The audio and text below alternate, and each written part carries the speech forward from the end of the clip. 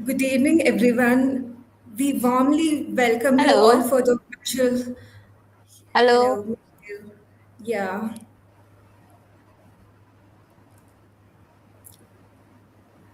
I request all the speakers to mute for some time.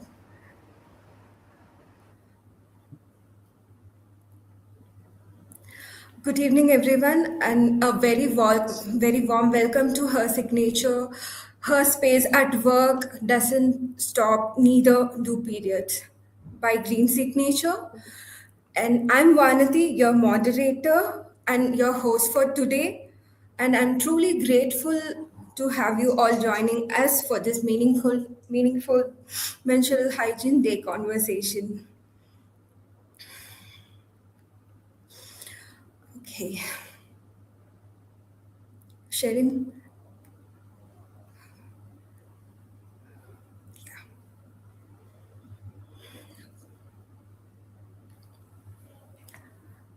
Okay, let's start. Sharon, are you here with us?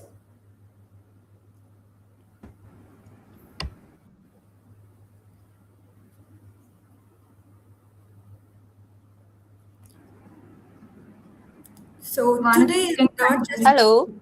Hello, so hello. yeah, Sharon. Yeah, Sharon. Yeah, now it's audible. Am I audible to everyone? Yeah, you are audible. Yes. You Yeah. now it's audible, but headphones is not working. I mean, you people are not audible to me. Okay.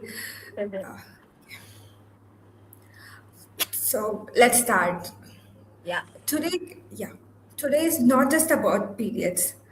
It is yeah. about health, dignity, leadership, emotional well-being, and we are here to create supportive workplaces for women. For generations, menstrual hygiene is something that we are quietly managing. We are trying to be very normal during our discomfort days, also. Like we are building our businesses, we are also trying to appear more strong and professional, right? So today we have six speakers from diverse backgrounds. So I want you people to create an awareness to everyone on this menstrual hygiene day. Here we have one more host, Dr. Shrujana Kota, with us. She will help us to understand audience reflections. We have collected few thoughtful questions from audience from their real life workplace experiences. And Srujana, welcome you. Thank Thanks you, for Vanti. I'm truly happy to be part of this conversation. before going for the podcast, I would like to introduce our speakers.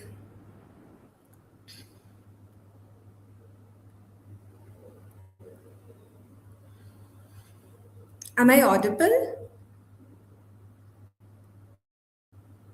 You are audible. Yeah.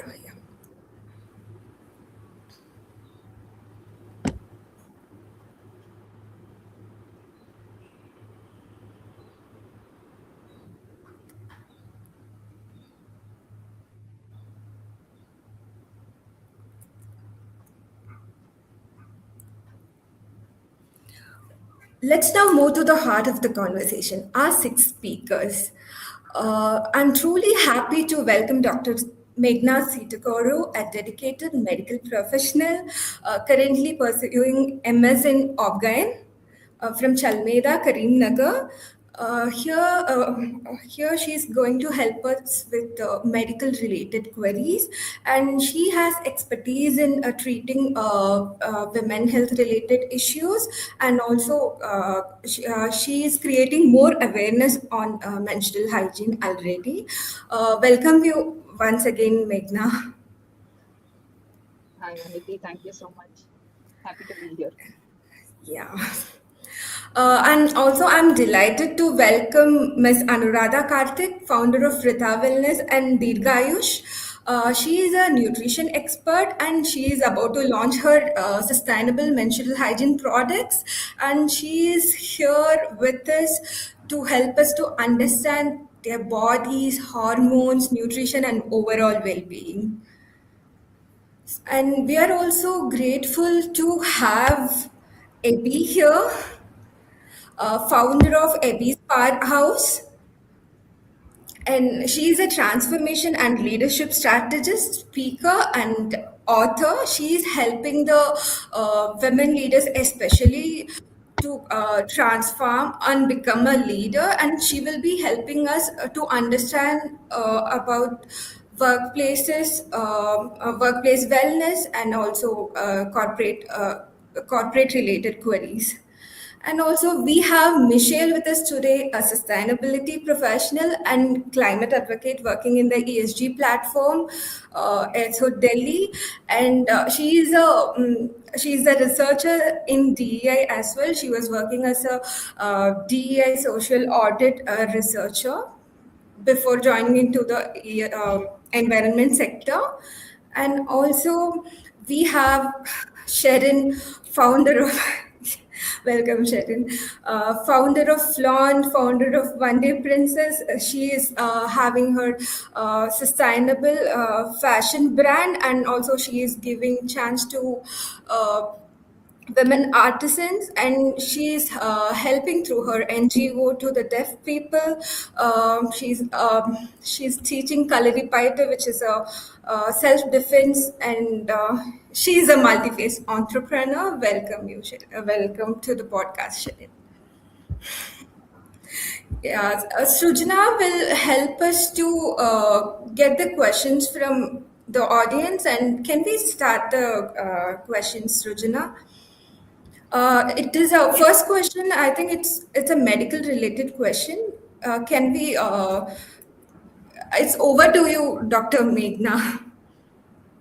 Yes, Srujana will hi. help you understand the audience questions now. Yes, hi, Dr. Meghna, and it's pleasure to have you here on the podcast. So many women told that they're in severe pain and fatigue on the period. So how can they manage this through the work? Like, if there are any symptoms to look out on irregular period days or severe cramps, how can they manage? I would say the first thing to do is, like you said, to know what to look out for exactly. The problem with menstruation and women-related illnesses, especially, haven't been brought into the limelight until very recently. Even if you've seen studies that have been done, that mostly take male subjects because it's just easier to, check any drugs performance or any other sort of thing. And as a result of that, there haven't been very clear definitions when it comes to pain exactly. So we define even pain during like PMS and other sort of discomfort and pain that occurs during menstruation as something that that disrupts your day-to-day activities, that prevents you from going about your day-to-day activities. So it for someone it could be maybe it depends on the pain threshold exactly particularly. So I would say there are a few methods that you could do to reduce your pain. Like a lot of women go for drugs if they have work to get to.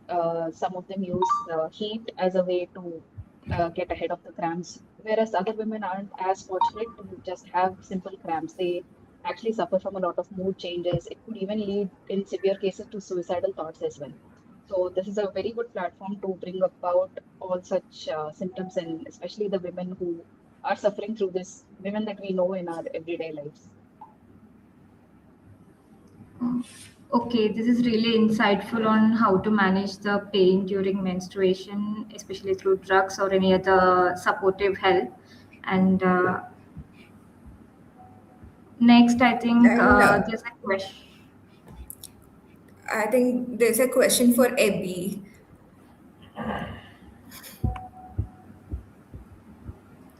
Yes, so There are people who asked how can organizations create safer spaces for women to openly discuss menstruation health without fear or embarrassment. Some people really hesitate to talk about these things at workplaces. So, what's your take on this? I guess, yeah, that's a very good question, and a difficult one because it's all about the company culture, isn't it? So the people have to have the self trust and be able to talk to people. So I would say starting from the top, maybe the HR department organizing with the people in charge, to create that safe space for people to feel comfortable to talk about it. So I suppose the first port of contact is usually the line manager. But if you're female and your line manager is male, there might be that discomfort of having that conversation with the male line manager. So I guess it's all about education and maybe having a contact when there's female issues, so that it's another female as opposed to a male. Because I mean, talking to your male manager about pain, it might not be very easy. But I guess if the organization has a culture of openness, and so the men are also included, because in a lot of organizations, depending on what industry you're in, if you're in an engineering organization, it's going to be mainly male, so you might not be able to get a female. So changing that culture so that females feel comfortable to talk about it, because men should be aware, especially if men have sisters or they have mothers, they have wives. So men need to be included in the conversation. I think that's so important. And it's something we don't talk about. I mean, even as women, because I remember when I was going through menopause, even like talking about the female issues, it's even embarrassing. You can't, people look at you strange. I can't think, what are you talking about? Why are you talking about this? And we need to talk more and be more open about it. So it's all about the self-trust. So it's about maybe helping the organizations, so that individuals have the self-trust and confidence to come to be able to speak openly. If you're in pain, the manager should be able to pick up, every month you're in pain. If they're aware, they should know what's going on. And you don't have to talk about menstruation, but you can talk about, because it's health, isn't it? I'm not feeling well at a particular time of the month, so rather than maybe focus on the word menstruation, which might be embarrassing, it's just like a health issue and should be included as health. So is Great, there great. anything? No, no, this is really insightful. And the part that we should include men in the conversations to, this avoid stigma also around the menstrual talk and all. So this will be really useful for many women in the organization if they follow it. Yeah, so they get rid of that's you hit the right, you said the right word, the stigma. And I don't know why there's stigma, because it's natural. It's a natural thing. Most women, I would say 99 point whatever, must go through that. So why do we stigmatize women's issues? Why is it not spoken about? And it could be down to like culture, because I know in my original culture, when you are bleeding, the man's not will not want to come near you because of the cultural thoughts about it. And I don't know why. I don't know where it originated from, but it's about getting rid of that stigma. It is natural. All women have it, and without having it, we can't procreate. Can't I mean we can't? Yeah, we can't have. So it is important, and it should be put in that category of importance. Yeah. Thank you. Yes, yes, yes, true. And I think the next question is to Shireen. Hi, Shireen. Srujana, Srujana, can you hold on for a second? Ritika has joined now. Welcome to the podcast, Ritika. Ritika, she is a relationship and corporate wellness coach, Right, right. and she's here to support us on understanding about emotional well-being and also about corporate wellness support on menstrual hygiene.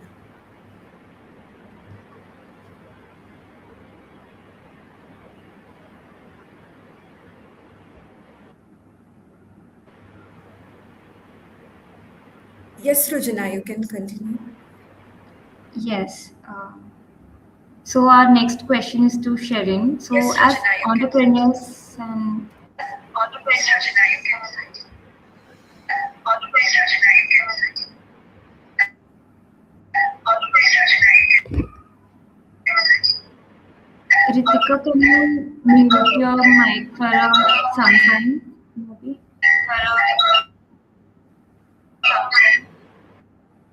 Sorry, I think Ritika, your mic is not is on, so if you can mute it because there's background noise.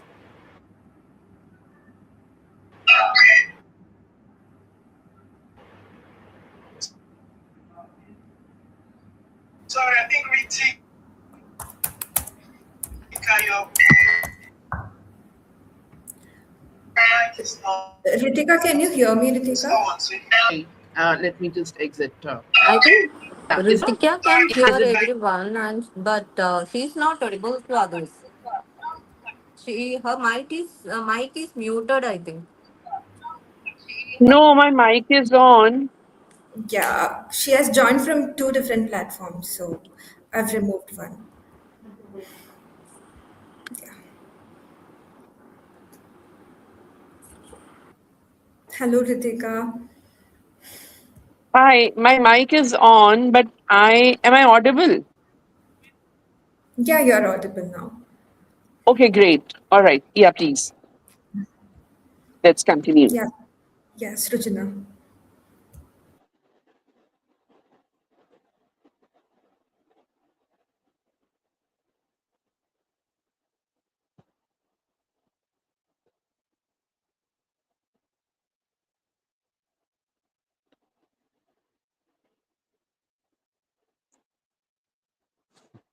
Srujana, unmute yourself. Srujana? Yes, yes. Yeah. I'm sorry. I'm sorry. That's So my next question is to Sherin. So uh, as entrepreneurs and business leaders who are women, often work through exhaustion and discomfort on the periods also. So as they're on the top layer, they don't have any support to lean on. So how do they overcome that?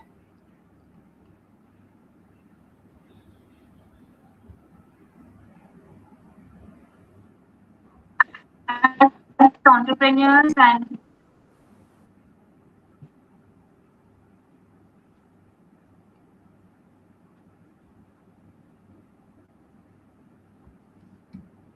Sherin, can you hear me?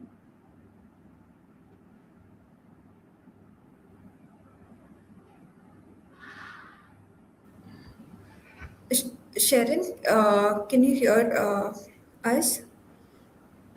Yeah, I can hear you, but Sujana, I Srujana, cannot. could you please repeat the question? Yes, I was asking, Is usually the as question you're for as me? an entrepreneur, Yeah, yes. Okay, okay. I didn't hear the question. Can you please repeat it? Yes, yes, sure. So, as you're an entrepreneur, often the women in the top layer won't have that support to lean on to when they're on Still not discomfort or audible. pain. Can you hear? Can Is she audible to you, Vanati? audible, Sharon. Can you I cannot. check your system? Like, are you using headphones? No, now I'm using the speaker because headphones are. I can hear Uh, we, everyone, we, ca- we can hear you. We all can hear but I you. cannot hear. I cannot hear anyone. So I removed the headphones, and now I am in speaker. Yeah. Can you So, please check on that while we go forward to next question? yeah. Hello.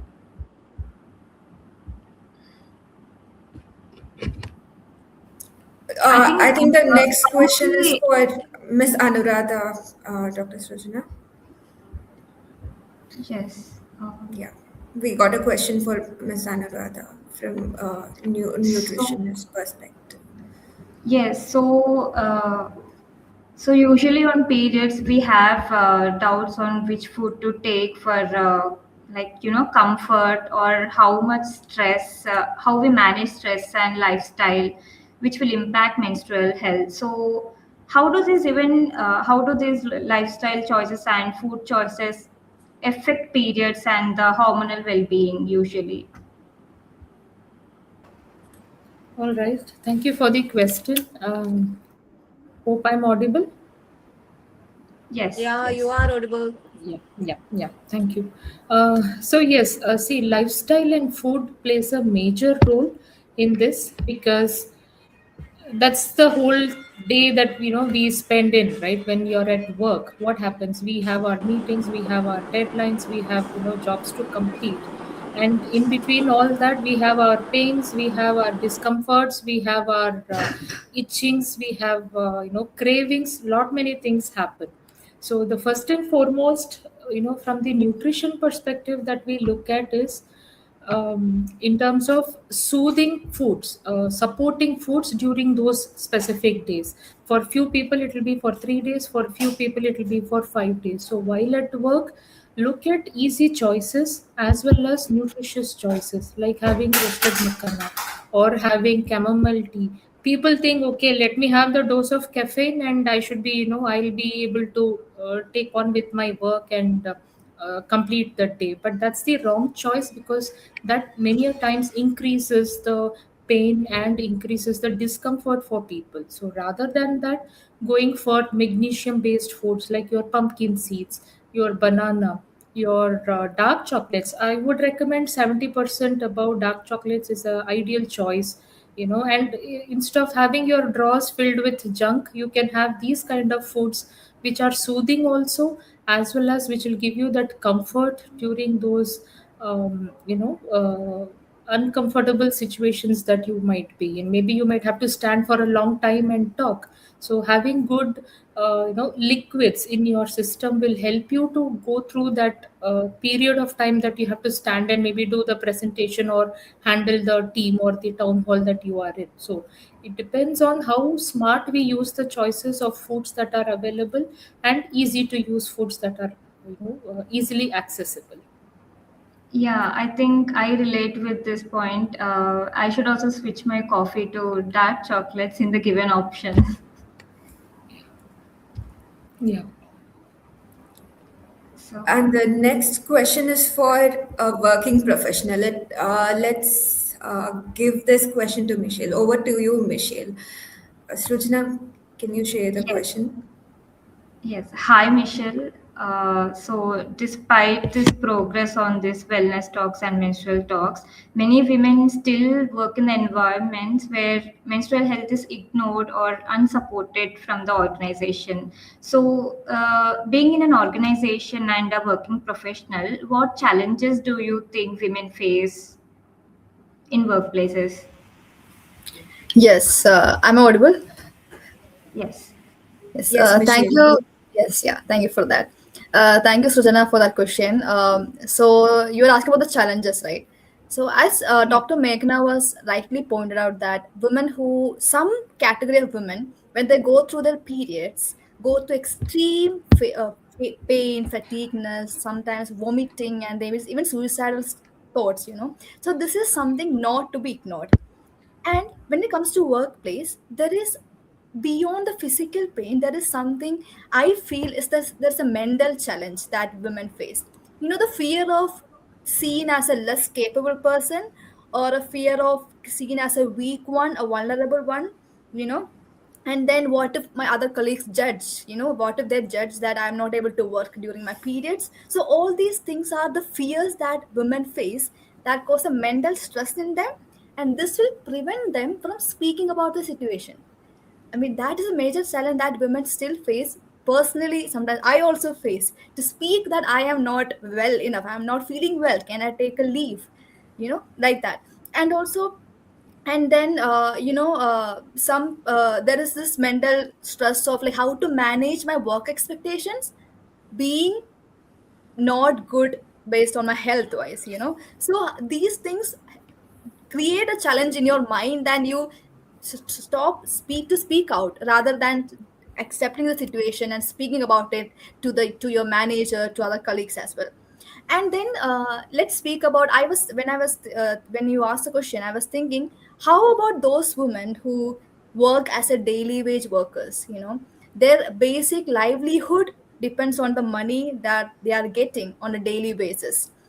And how about those women who has to travel as part of their work, those women who work in construction sites, transportation? So all these women, there's a challenge that are we providing them with the basic amenities, a proper clean washroom, access to sanitary napkins? All these things are not taken care of, not spoken about, and I feel like they are not even concerned. And for those women who work, maybe we can term it as a poverty period poverty.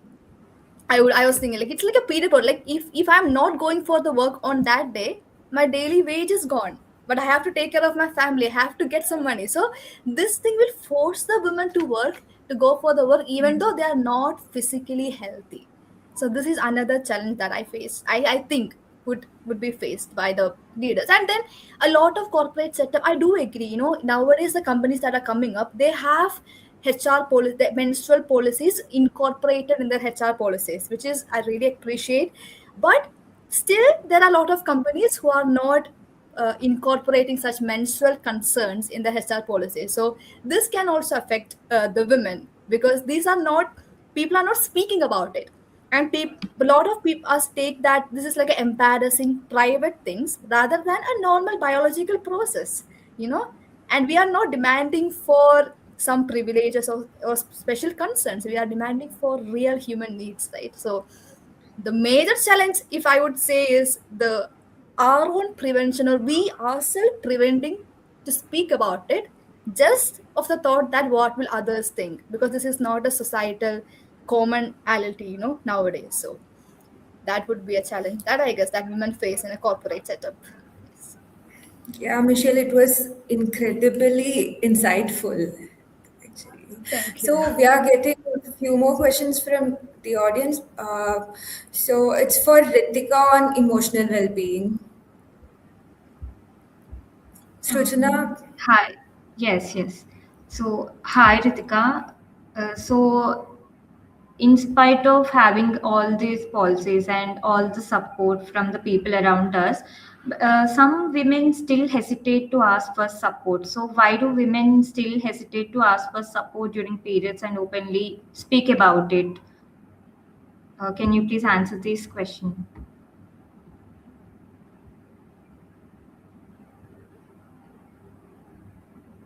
Uh, Who is Hi, the Ritika. I question think to? Ritika. your mic is on mute.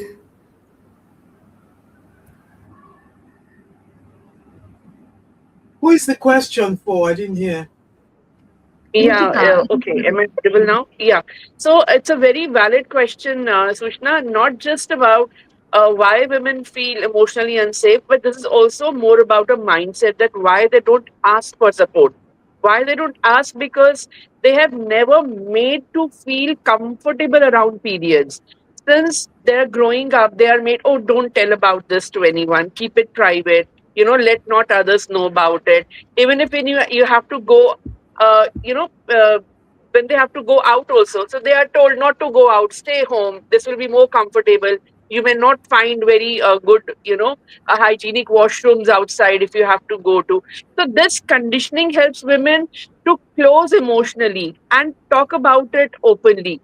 So it is like, when you have a physical symptom, physical pain, you can pop a pill for that. But when you have this emotional pain and a struggle around it, it becomes a challenge to handle.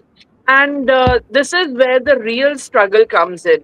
So I think if we start talking about it and normalizing that this is a part of life, this is not a disease, this is not something that happens to you during some, you don't get possessed in those 5 days. Still people have these kind of notions in different parts of the world that this is something that happens to you. So if we start normalizing this as, like very rightly Michelle said, as a biological process that happens to you, and this happens for the growth, for creation, right? Imagine if women stop having this, how will you bring forward a new life?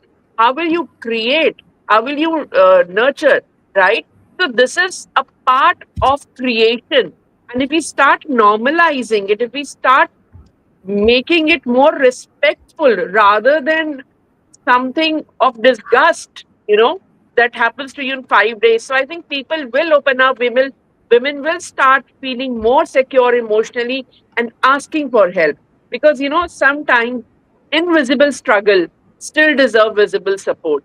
We need compassionate families, compassionate partners, and of course compassionate workplaces. Yeah. Yes, rightly said. We need support for invisible struggles also from our workplaces. So, next, over to you, Vanity. Yes, the next question is to Sharon about Please. entrepreneurship. Okay. So, as I already asked, entrepreneurs are on the top, like they're on the top level, and they work continuously through exhaustion, discomfort, and emotional pressure without Yeah. slowing down. So, how Yes. can women build a successful business while also respecting their body health and menstrual cycle? Yeah. Thank you for the question. And before that, Eid Mubarak.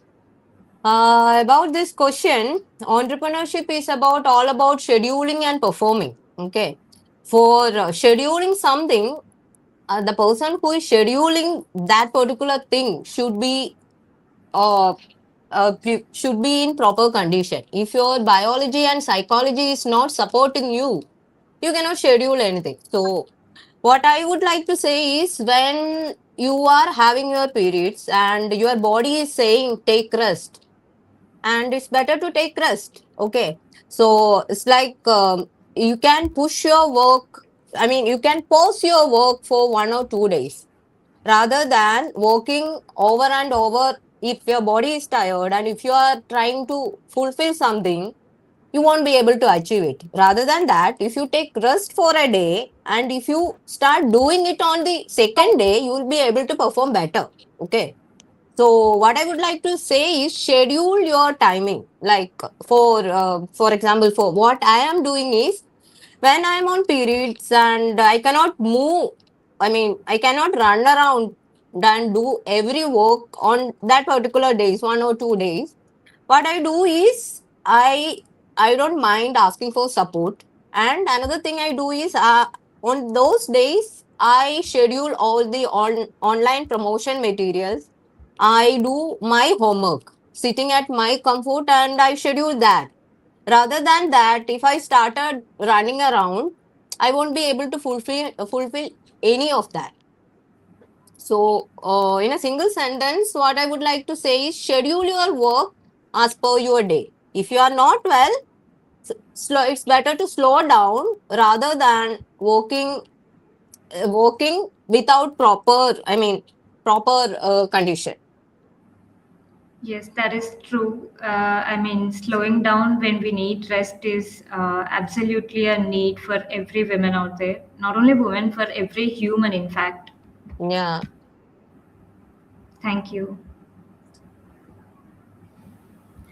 And we have a common question from audience that being an expert, any time in your life, have you ever acted like I'm so strong and try to be very professional in your lifetime? Like it's a common question for all of you. I would like to start with Dr. Meghna.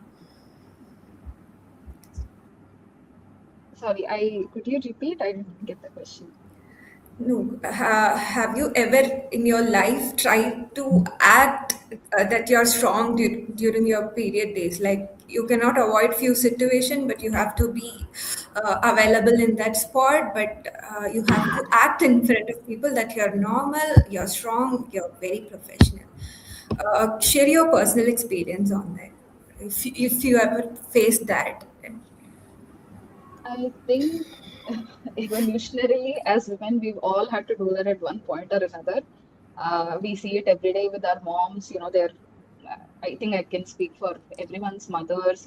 We've seen our mothers, aunts, grandmothers, sisters, and slowly we are becoming that, the same person. Definitely, there have been recent advances, like the removal of the pink tax in 2018, I think, and there have been more avenues for conversation about, getting more limelight, getting menstruation and other women related uh, issues into the limelight. But yes, I think even I personally, as a doctor, you don't really have that chance, because especially in obs and gynae, you a pregnant woman in labor can land up at your in your OPD in your hospital at any time. Correct. So it is not. It is quite ironic actually that you, as a woman who, you have to push aside what you're going through at least temporarily to take care of another woman who is also going through the same thing, if not at a more exponentially more painful scale. So yeah, definitely we've seen it. We've seen it in our professors, in my colleagues, in our seniors. We have seen it. It is definitely a thing, and we've seen it in our, not necessarily as doctors, but in other areas of work also. This is something I think is pretty common. It is a little sad to admit that we're still having to do this, but hopefully small things like these, small changes like this will eventually lead to, bigger change. More power to you, Dr. Meghna. And I want your perspective, Epi, on this. Like, should I repeat the question? You said, have we ever been through where we are pushing ourselves? Is that the question? We still, Yeah. even when we have our female problem. Yes, I can think of many times, maybe when I was younger, period, and then going through having children, and then also going through menopause. Yes, because I think, and I think somebody mentioned that on the call, being able to listen to our bodies and know and not feel confident in ourselves, because I think a lot of the problems is not coming from the external, even though there's judgment on the external. But I also think because we don't self trust ourselves, and we feel that we're going to be judged or we're going to be criticized, so we're performing instead of being present. And it's so important to be present. And I know in the Eastern culture, like in your culture, you talk about presence and you have tools about being present. And in the West, we don't so much. And I think about being present, listening to our bodies, and when we're not up to it, because we can make up the time, and again talking about these issues too, because there are points in our lives when our hormones change, and so it is for the men too. Their hormones change, and they have the similar problems, but I guess we feel judged for some reason in society. We feel judged, and we're trying to live up to a certain standard, which sometimes is not reasonable for us to live. Because when you're in pain, obviously you can't work, so you're not really present, even though you're present physically. So it's to be able to listen, and if, the more people talk about it and people understand, because this is important that people understand, especially with menstruation. That's so not especially menstruation because they're all important, but for younger ladies who are childbearing and are still having their menstruation with the pain, it's important that people understand that they are good workers, but there might be days in the month where they need to calm down a bit or need to be absent physically, but they can maybe work from home. But like as Michelle said, what if your work depends on hourly rate? So that again is another issue. So I guess the more we talk about it, hopefully maybe governments can get interfere more and compensate for that time. But we as women, nobody's going to fight this battle for us. And I think we expect men and everybody else to fight the battle for us. We have to speak out as women to be able to get these policies in place so that women who cannot at that particular time can be compensated, so that they don't feel that they have to come in. And like you said, some people even are vomiting during that period. So how do they come in? So they're going to actually lose their wage because they cannot come in. Their families are going to suffer. So it is important that, and I like this conversation that we're having now, that you made this effort, because we do need to speak more about it. And as women, we need to be right at the top, fighting and speaking for this.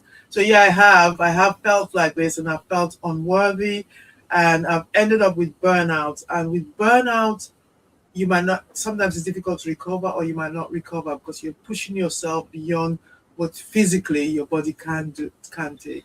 And mentally, especially mentally, I think that's even worse because people can't see the mental states. They can see the physical, but they don't understand what's going on in mentally. So it's important. It's an important conversation. And thank you. You articulated so well, Abby. I want Miss Anuradha's perspective on the same. Sure. Have we undergone through these journeys? Definitely. It starts right from the time we have our periods. We don't say it is periods. Oh, my chums has come. This has come. In schools we talk about that. So from that journey to a menopause journey now, that's what I have undergone myself. Right. So hearing from my clients now, they say, I can't talk about this in my job. So how do I come out of this situation? If I take a holiday, then my work gets backlogged and my manager sits on my head. These are few things which they come up, Correct. which creates their that emotional turmoil. Biologically, they are very a lot of things are going on. Your hormones are like way beyond their levels. Serotonin is on the dip, but at the same time your estrogen, progesterone, there is a change in that. What happens is, actually, we have been following something called circadian rhythm. Most of us know about, we have heard about that. But for women, there is something called infradian rhythm as well. It's the 28-day biological cycle that we undergo. So this is the time when the hormonal shift happens. So in the four stages of the journey that we have, pre-menopause, perimenopause, menopause, and post-menopause, many people in this stage don't even understand what is happening around. That is the prime time. They are in their jobs, they are building businesses, their kids are teens. That creates more emotional situations at home. In all this, they forget their own nutrition, they forget their own food, they forget their own time that they need to take to sit and calm down, get back to their rhythm. So that is where, for me, these journey I have undergone while being at work, while starting up a company. But I'm on a menopause journey. While at work, I was having my periods. There were times where I'll just eat, go to the canteen, sit, and I just lie down. I used to tell my boss, this is my body, I have no other go, I just need to lie down. So I took a special permission. So people used to say in my team, oh, she is going for her nap, but it's okay. People make fun. It used to be, but I had to do that. Otherwise, coming back home, then again, who will take care of the food at dinner and rest of the things at home? So the journey wise, every one of us have. I could see the smiles whenever whatever I was telling out here. I think most of Michelle and all full deep smile. So all of us have undergone these challenges. I always talk to my clients who are working, who are entrepreneurs, building businesses and scaling businesses, in the teams, leading teams. This is the first thing that they have to, if not you take care of yourself, nobody is going to come and take care of you. That's something I understood myself and started looking at it. And that's what I tell my clients also, in terms of how to navigate their day, or during these cycle periods, the first day, second day, third day. Some people 5 days, 7 days also. That's when they don't want to go and get a medical help. So we tell them, you have to get the medical help, because certain things beyond certain time is not correct. We have to take the medical help, get the things sorted out. And so that could be the reason why some of the foods that they are taking is not helping them. Somebody came and said, you told about dark chocolate, I tried, but I'm not, it's not working for me. Yeah, if the gut was a problem, then this might not be working. So again, we have to go back and forth, help them understand each body is different, each mind, environment that they work in is different, how best you can support yourself. So that's how I have come through the journey. That's what I want to share with my clients too. And hopefully I'm helping them to come out in their own struggles. Your perspective was really eye-opening for us, Ms. Anuradha. And I want Michelle to talk about this because you are a recent passed out student of IIT, and as a student, and also like now you're a working professional. That transformation and the perspective on the same question from Yes, yes, Michelle. definitely. Yes. Yeah, thanks for that. So, like when I can say that when I was in IIT, my friends and all, they did not care about speaking about it. It was very transparent. We never feared of being judged because we were also in the stage of developing, understanding society and all. When it came to the workspace, definitely sometimes I, because my work involves a lot of traveling, and personally also I do travel, so there are moments where I have no other option but to not speak about it. So recently also, like I was traveling as part of my work, and there was a situation like I was on my periods, and I can't show that to the client because I have to be professional over there. So what I did was just to accept it, and I moved on with the situation. So I guess this is something very common, and this is something we can't avoid.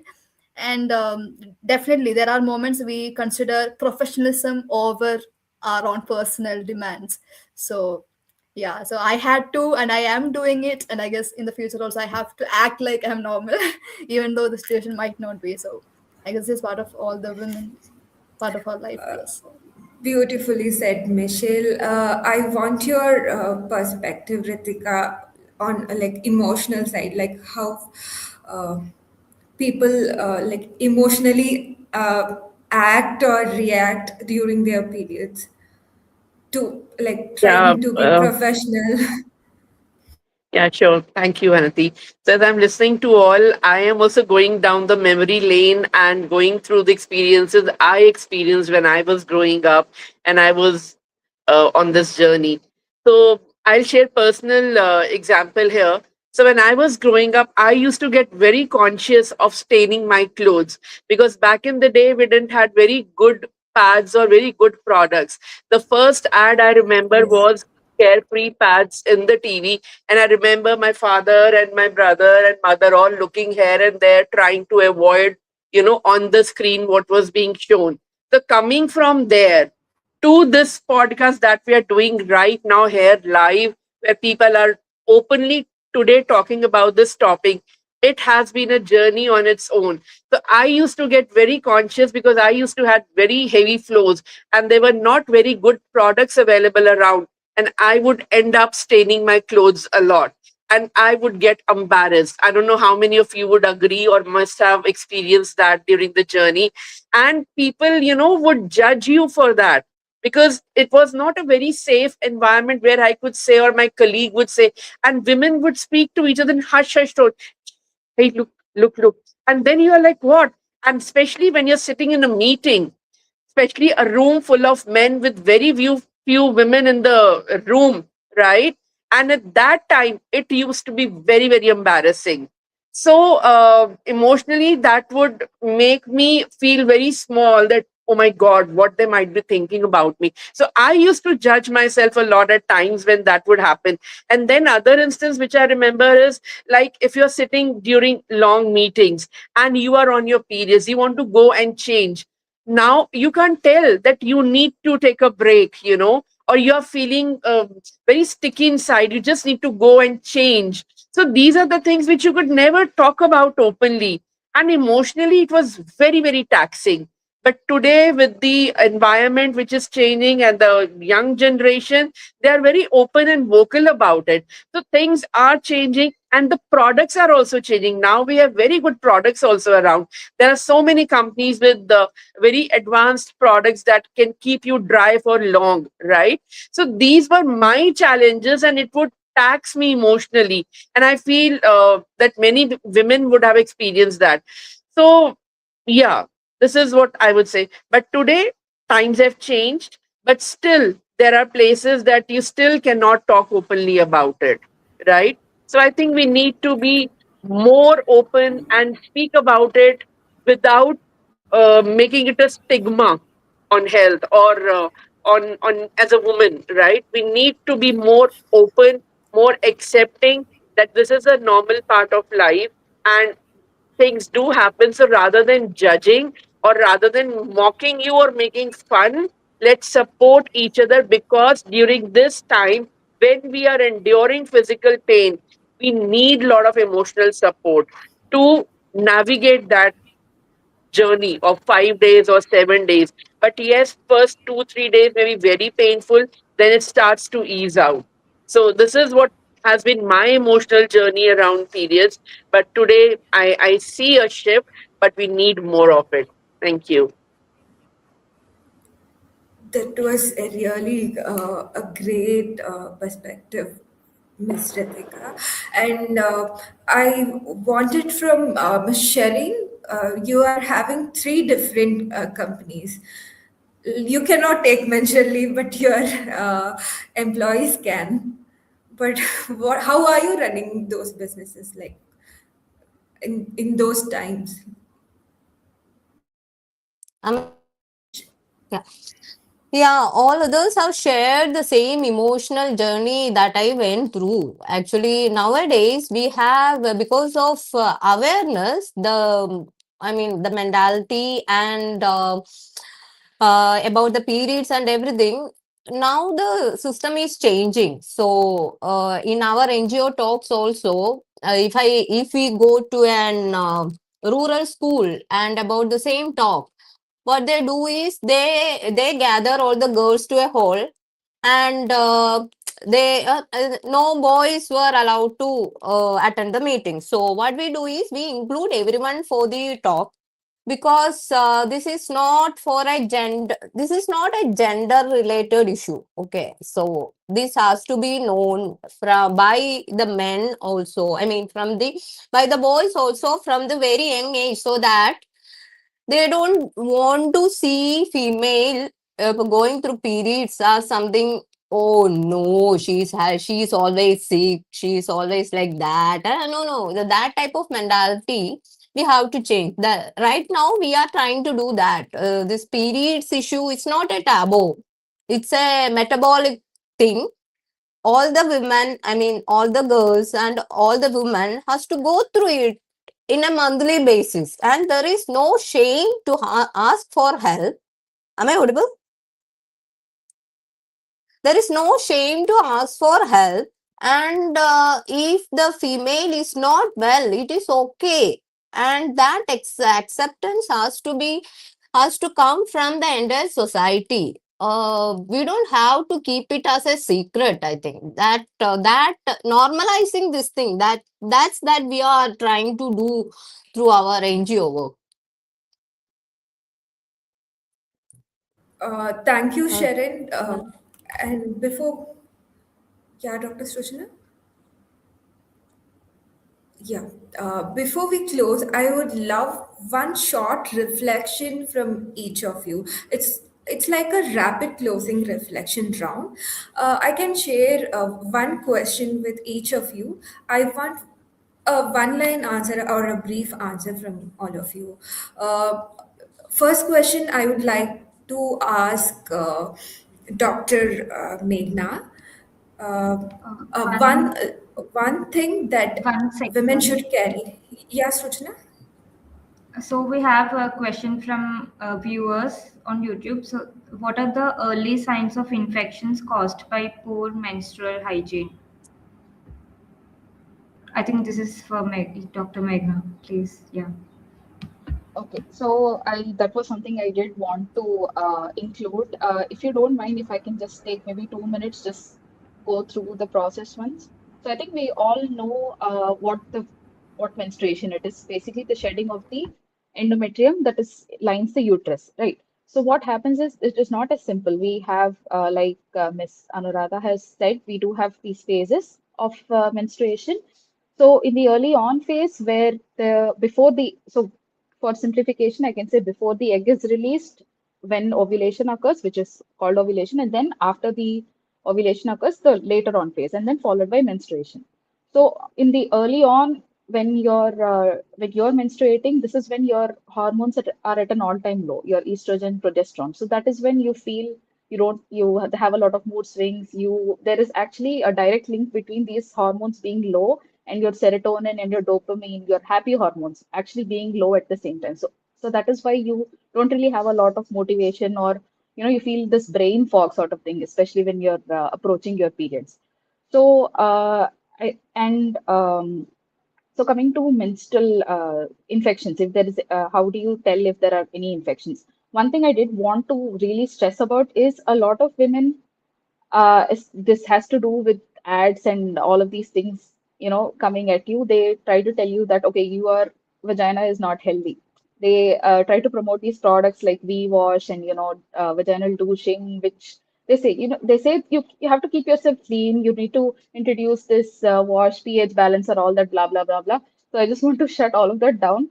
You don't need anything to clean your vagina. Your vagina is a self-cleaning organ.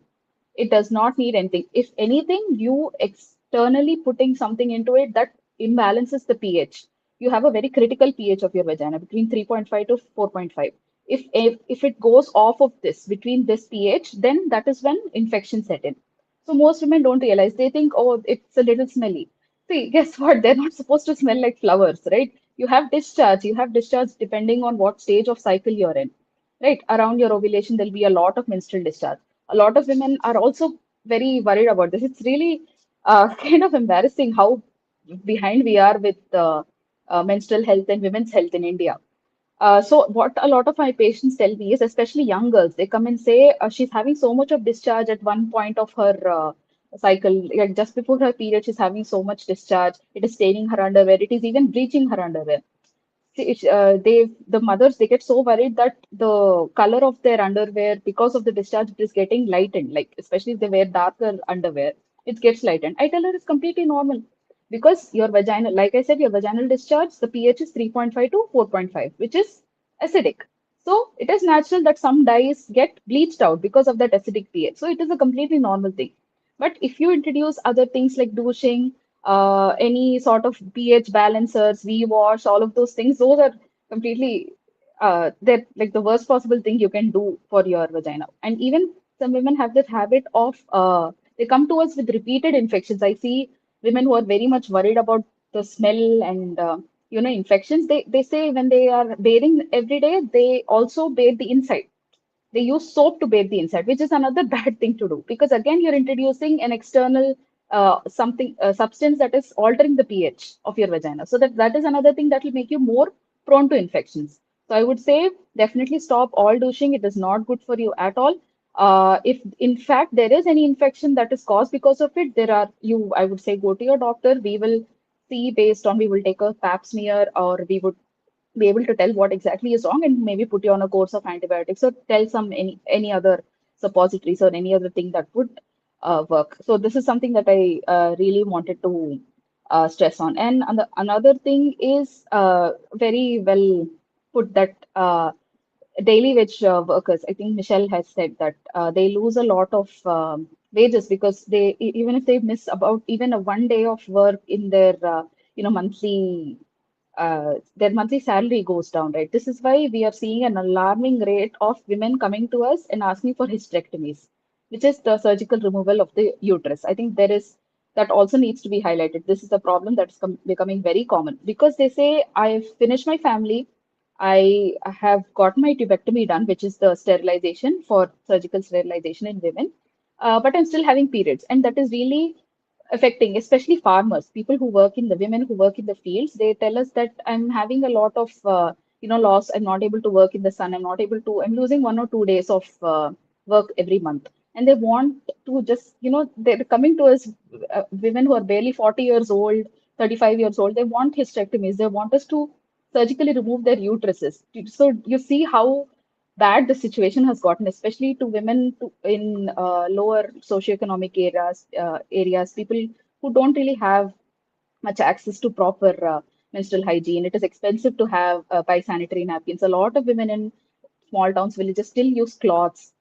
It is really disheartening to be hearing all of these things. So yes, this is a really good opportunity to bring about, awareness about things like this. So yes, normalization is a very important thing.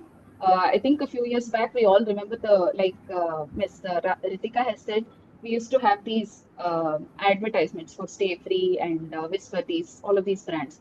If you remember back then, they advertised the fluid filling the pad as blue, right? I think recently only they've changed it to red.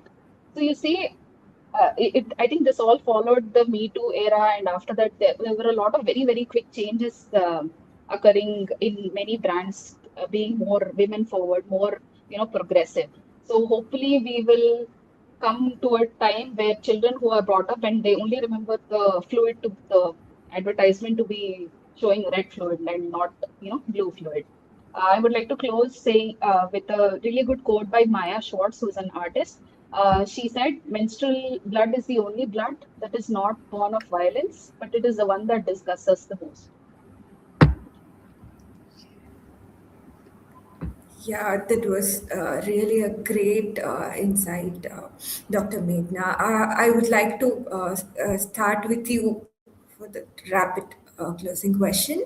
One simple habit uh, every women can start from today for their better menstrual health. Yes, like I said, what really dictates how bad your period pains are, how bad your PMS is.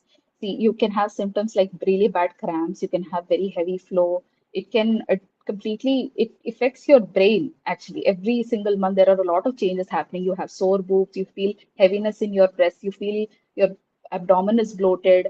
This actually occurs because the uterus actually increases in size. So in front of the uterus, you have your bladder. Behind your uterus, you have your rectum, right? So when the uterus is cramping, what it does, it's like a very tight fit. Everything's like very tightly packed together. So when the uterus is contracting, you're having period cramps, it actually irritates your bladder. So you might notice you're having to pee more frequently. You're either constipated or you're having loose stools. So this all, in fact, of this anatomical position of the uterus and how it is affecting your body, your mind, everything gets affected. So I would say for women to notice if something is going out of the ordinary, you should know what is normal. So your cycle should be anywhere between 24 to 38 days. If you're bleeding once less than every 24 days, that is abnormal.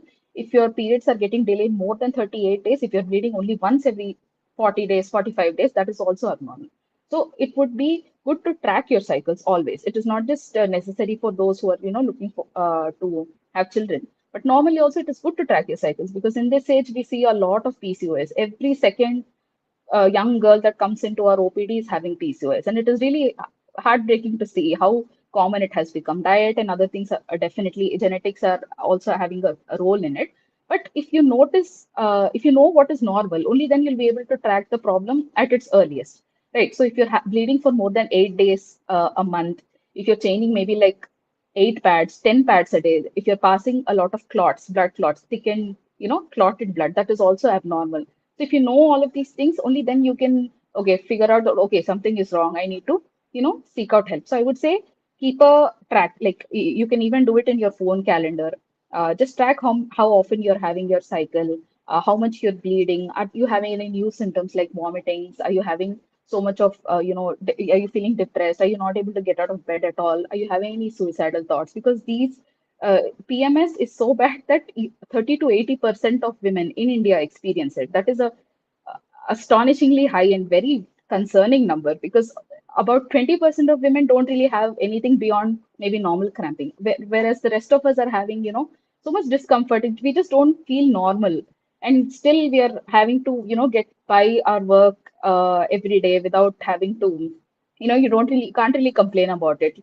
This is something that is just spoken in hushed voices, maybe in the women's bathroom, and sometimes that one conversation that you have with your mother, that's it. So definitely, if you know what is normal, only then you can try to, come figure out what is going abnormal. So period tracking is one thing I would definitely suggest.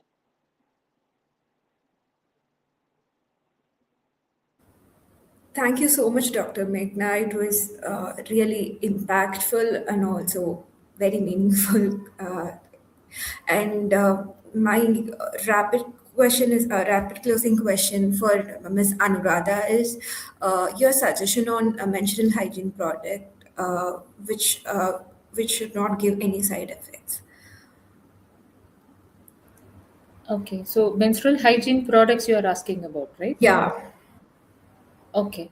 So yes, see, as we were speaking, there are many places even now people who use cloths. So that's something which has to be. It's not. See, we don't say. In fact, there are companies who are promoting also, clothes to be used for menstrual hygiene and during those flows, cotton. And there are different companies who are, kind of selling this kind of cloth pads too.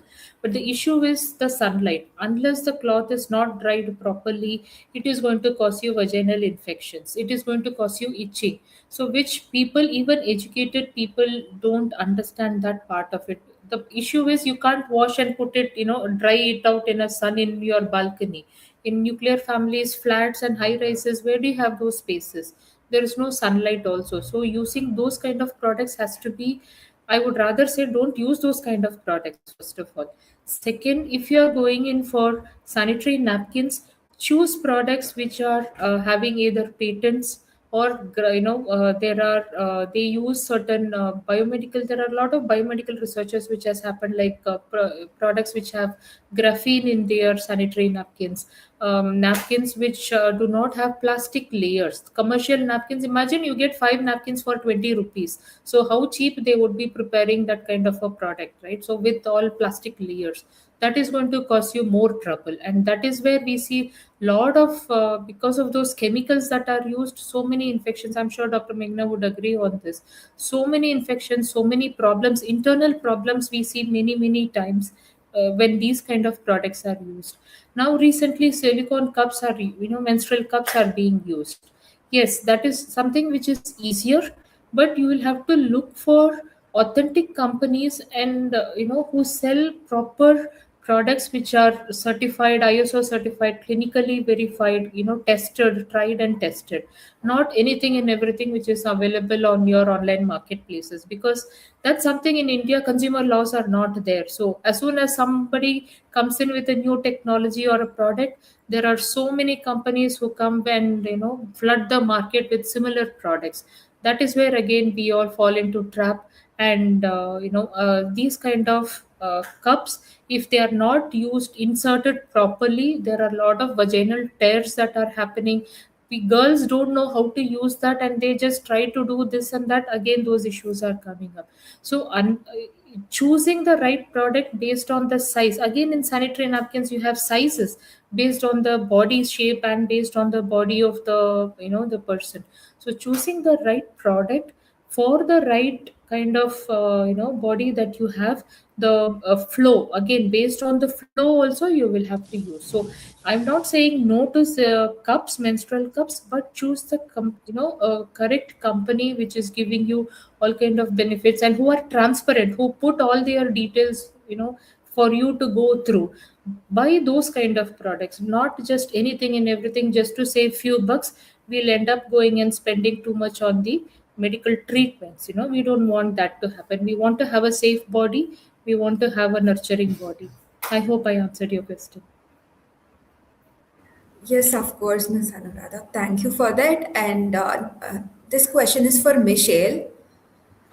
What is one workplace change every woman deserves immediately? Yeah. So there are a lot of workplace changes that every woman deserves on an immediate basis. But if you ask me for one of the change that I would say is that, say a woman is coming up to the management demanding for a menstrual support or menstrual support need or claims, take it, respect her demands rather than considering that as a special treatment or an extra privilege that is given to that woman, right? Because every woman deserves to be in a workspace which is more inclusive, fair, equitable, and more safe. So companies, I really appreciate those companies that Sharon. comes up with supporting uh, policies in their that are designed in their HR policies. So such inclusive environment every woman deserve on an immediate basis. So this would be my answer to your question. Thank you so much, Michelle. And my question is now to Ms. Abby.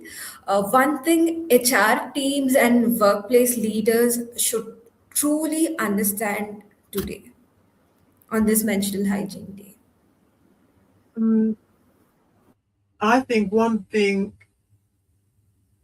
they should repeat the question again, please. Sorry. One thing HR teams and workplace leaders on this menstrual hygiene day truly understand today. What they should understand. Okay, yeah, Yeah. like as Misha said, everybody and every woman deserves to have this, have that safety within, that when they come to work, they won't be judged. And so I think HR departments and managers need to take account for setting up education. So it's all about education, education, education.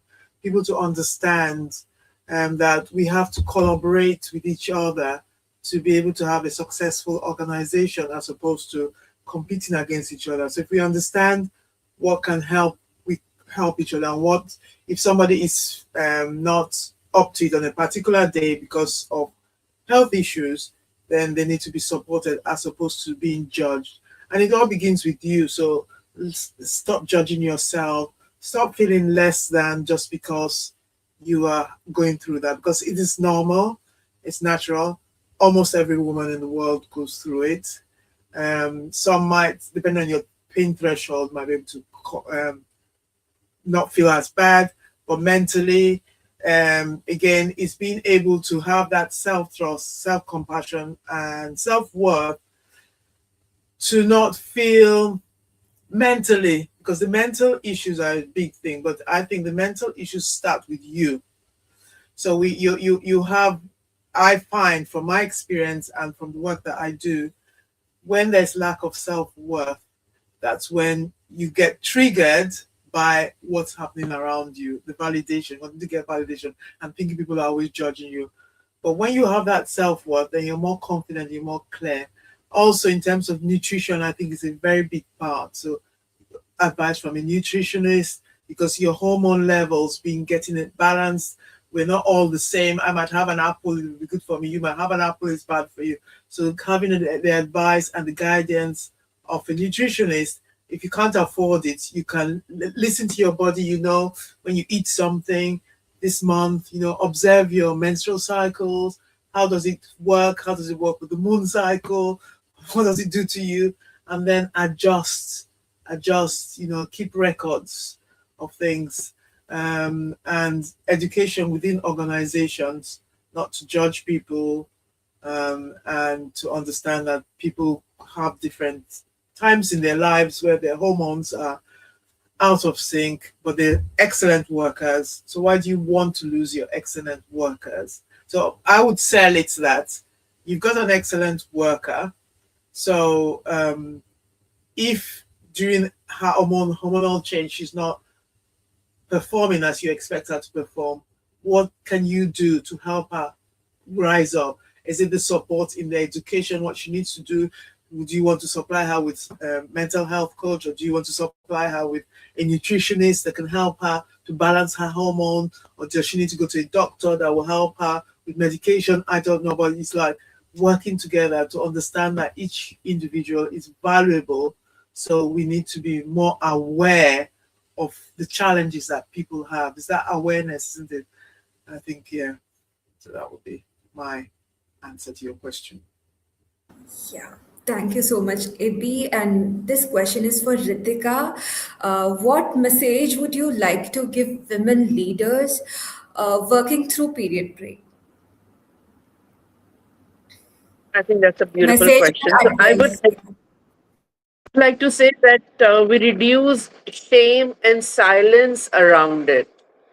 We women, as women, we are conditioned to hide discomfort, suppress emotions, and continue performing despite pain. So it's okay to ask for help, it's okay to ask for support. And I would say that safe conversations reduce emotional burden.